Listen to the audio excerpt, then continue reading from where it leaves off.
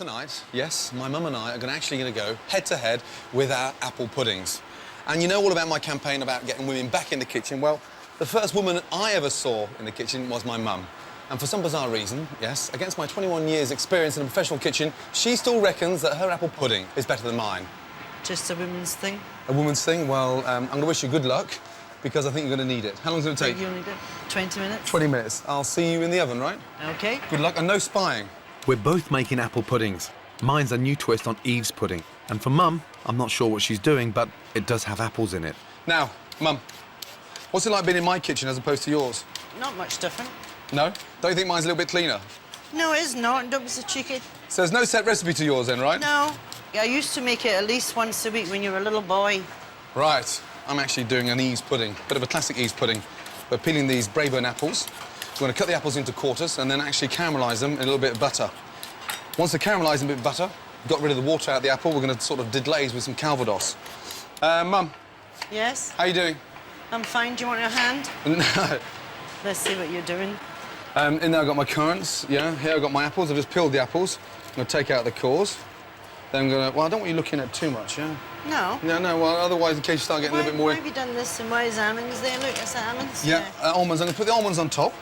Do you know the traditional recipe for Eve's pudding hasn't got your fruit soaked in it and it hasn't got almonds?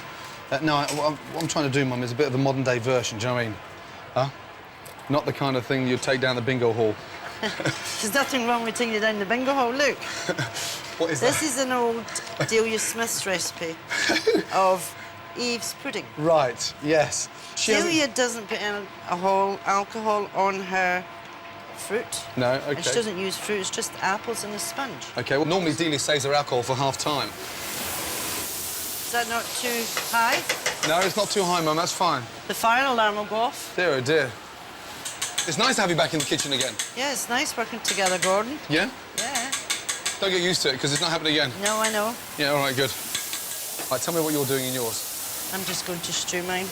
Pastry, you've put at the bottom of the dish. Will that work? Of course it does. Yeah, all right, I'm just asking. Don't get arsey.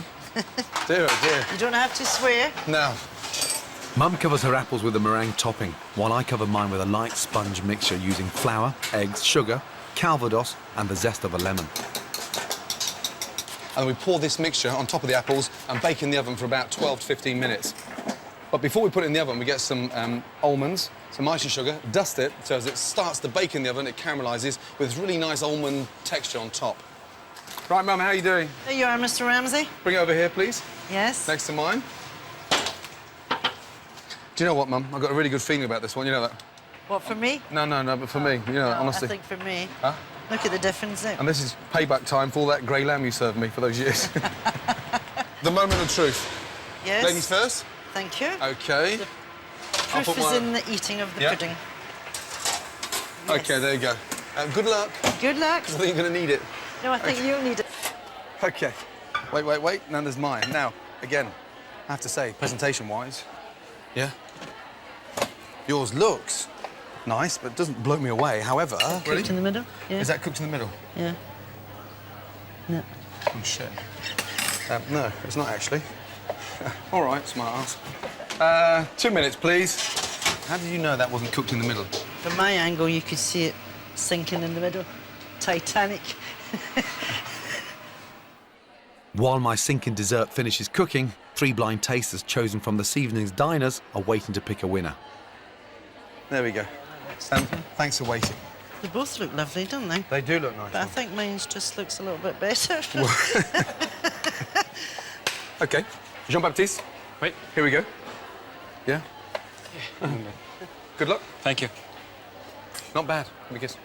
This is pudding number 1.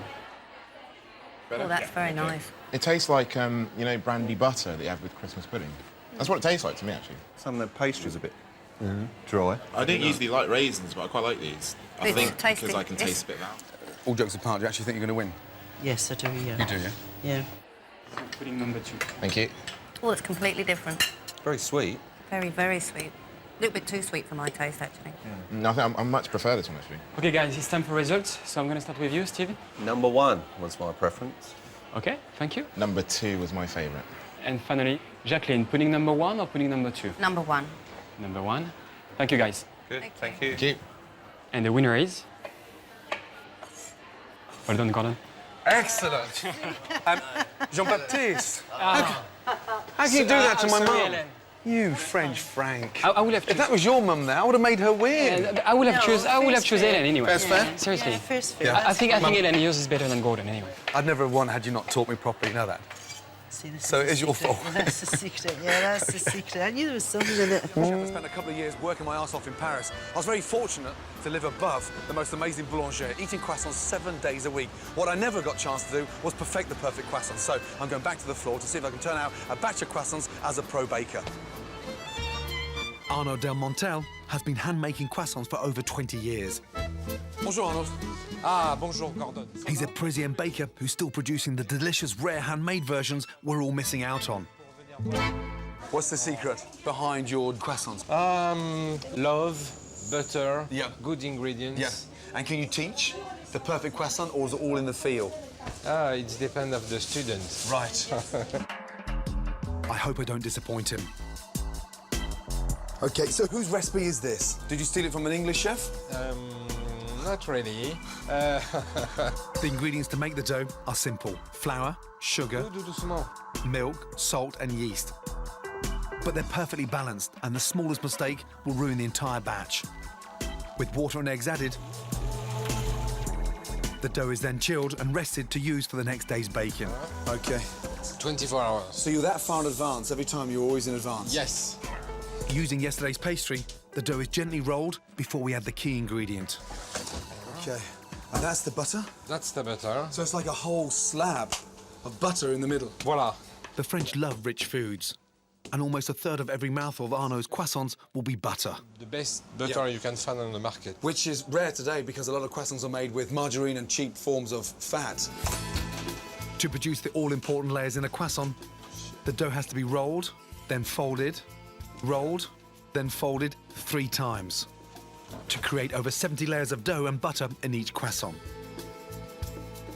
The pastry is cut into triangles and rolled into the famous croissant shape. But you need to be gentle so as not to crush the layers. It's a technique the French have perfected. And do it like this, but So don't... you're caressing it. It's like you're caressing a... Like Ouais, you're stroking. tu caresses, mais tu n'écrases pas. Right. Caress, but don't crush it. Every morning, he has the challenge of hand-rolling 400 croissants for discerning Parisians. Can I match his lightning speed? So there's 40 croissants here. Yeah. Normally, how long would that take you to make and roll? Around 3 minutes. 3 minutes. OK. 3, 2, 1.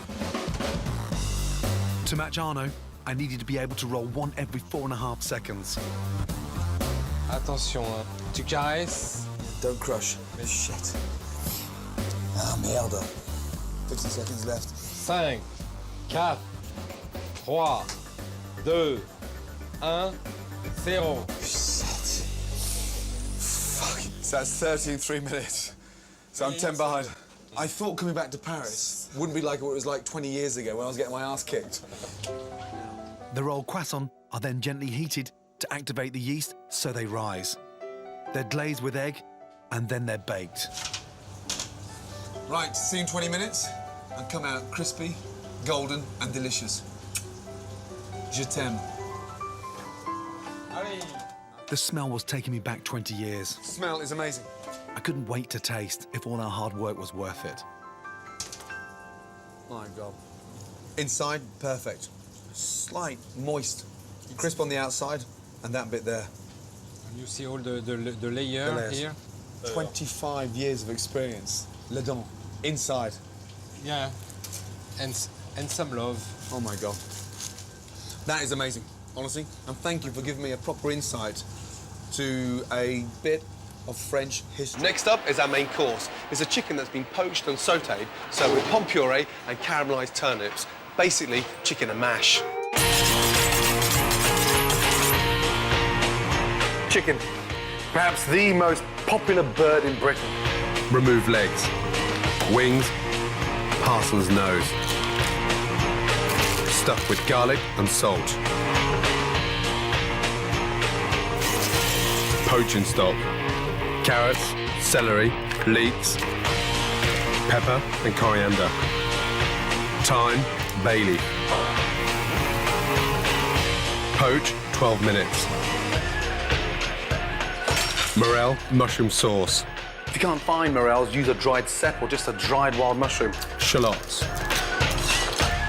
Salt, thyme, garlic. 100 grams dried morels.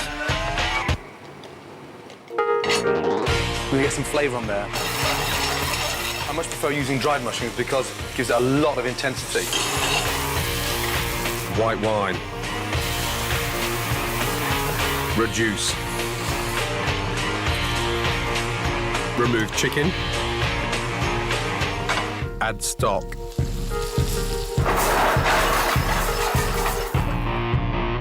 $150 ml, double cream. And the secret behind this sauce, of course, is getting it to almost like a cafe au lait colour.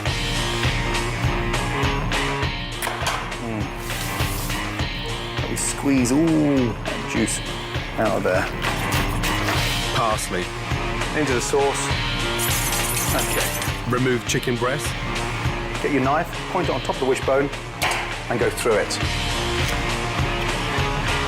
Beautiful breast. Season. Hot pan. Olive oil. Skin side down first. Just really nice and crispy. Butter. Baste.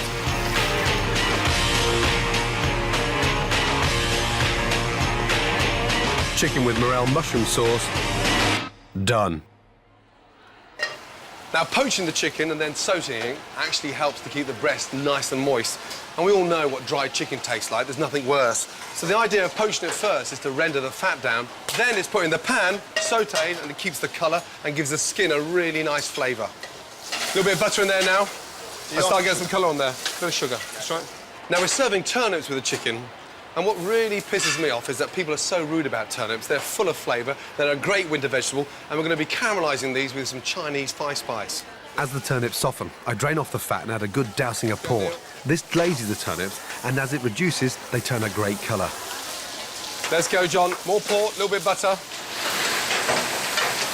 Yeah, warn me when you're doing that. With the turnips, I'm also serving mashed potato. Now, some people use very fluffy and floury potatoes, but I'm using a nice waxy potato to help take on more cream and butter. The secret behind making a great mash, for me personally, is keeping the skins on. The skins protect the potato, so therefore it doesn't absorb all that water. And we peel them when they're piping hot. Never be tempted to make a mashed potato in a food processor. That turns it into like a gluey, horrible mess. I use hot milk and a ricer to make the mash.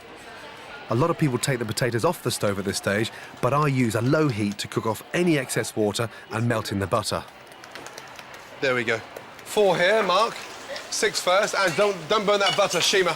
Watch that butter doesn't burn there, yes? Mark. Britain is home to almost 30,000 Thai people, and in the heart of southwest London is Europe's only purpose-built Thai temple, where I'll be serving up a very special meal. I love Thai food, I love cooking it and I love eating it, but this has to be the most daunting task so far. This small and revered group of Buddhist monks live in the monastery attached to the temple. They spend most of their waking hours meditating and studying. Buddhist teachings forbid them to cook, so it's up to the local Thai community to offer the one meal the monks are allowed to eat at 11 o'clock each day. Helping me fulfill this honour and privilege is Chang, executive chef at the Blue Elephant, one of London's top Thai restaurants. Morning. Chang, good morning. How are you? Good morning, Gordon. How are you? Good to see you. Thank you for coming to the Blue Elephant. God, a little bit tight in here, no? Of course, because this is the Thai kitchen, no? Where have you gone, Chan? Morning, everybody. I'm here. Pressure's on, right? Yeah. So they've got to be before 11 o'clock? Yeah. Are they fussy eaters? No, they are very nice, very kind. Do they ever send food back? No, never. The restaurant prepares the very best dishes to offer to the monastery, and every dish has to be perfect. Like these savoury dumplings, known as money bags. So that's a money bag, and that's it? Yeah, so easy and simple. Maybe you can try. These dumplings are usually served as a starter. Pork and crab meat are wrapped in a delicate bean curd pastry, and the tops are tied with thin strips of spring onion. Now the shoelace. Now it's the next step. Nice and tight. Very tight. And how do you call the money bag in your language? It's called ถุงเงินถุงทอง tong tong. ถุงทองอ๋อถุงเงินหยวง Right, money bags. Okay, Okay, good. good. Chang's authentic money bags are delicious, but I want to show him my take on a classic, Thailand's national dish, pad thai. Okay, a quick pad thai. I fry shallots, garlic and chilli with salt and a little bit of sugar. Colour on the shallots. Half the spring onions. This is a dish I love cooking at home. I'm using delicious king prawns and adding some extras like chilli and tamarind paste. I'm so excited I'm going to be cooking for the monks today. Yes. Never cooked for monks before. Me too, you know. Those prawns smell amazing. My pad thai is made sweet and sour with fish sauce, salt and sugar. Turn up the gas. And then tamarind paste. A beaten egg is cooked in the wok and then added with the noodles and bean sprouts to the sauce. I hope they're going to be happy with this, you know that? I think the monk will be happy. Prawns and fresh coriander finish the pad thai. But what will Chan think of my quick and easy version of this classic? And then some peanuts around the outside. Happy? Oh, no. But I had to taste. Yeah, please, I'd Before like you to. go call pad thai, I have to taste it first.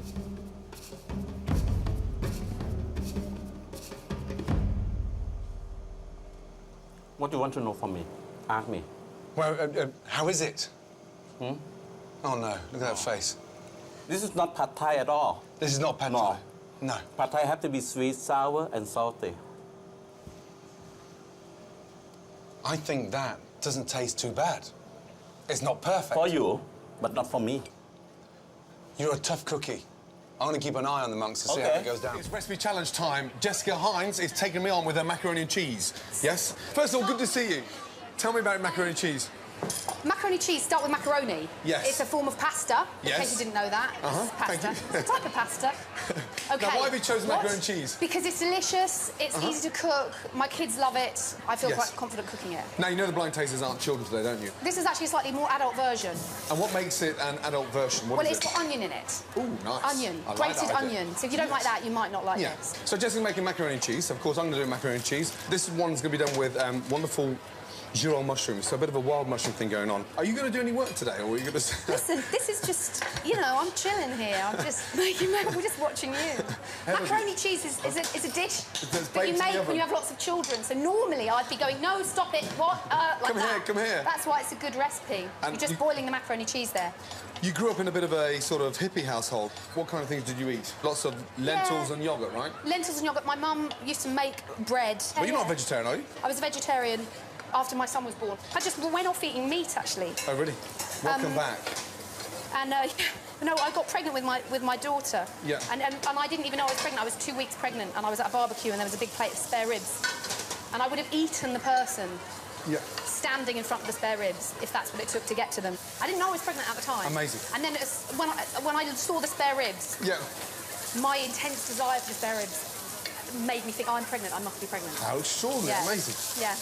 Macaroni's half cooked, and then I'm just going to deglaze the pan, touch of white wine, and start making a really nice white wine cream sauce. My white sauce is basically like anybody else's white sauce, which Right. is just melt the butter, put the flour in, Yeah. stir it up, and then I add, for this, not too much, but just a couple of pinches of jerk seasoning, Oh. which is kind of Caribbean seasoning. No flour in my white sauce, just cream, shallots, and thyme and girolles. Wow.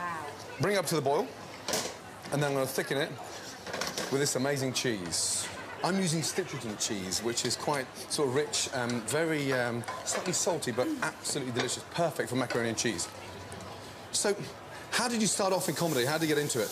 Well, I was always being picked for comic roles at school. At like, school? we had a couple of teachers.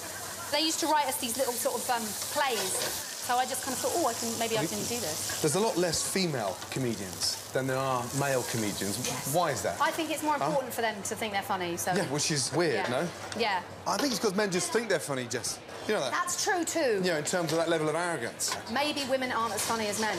I don't think that. I don't know, I'm wondering. Maybe that's why. No. OK, so cream has reduced down now to this really nice mushroom creamy sauce. Season it with chives. And then egg yolks in. That will help it sort of glaze in the oven as it bakes. Parmesan cheese. Then we're going to add the macaroni back in to the cream, bake, and then win. I've just made a white sauce, nice and slowly, and now I'm grating red onion. So the onion's going in raw.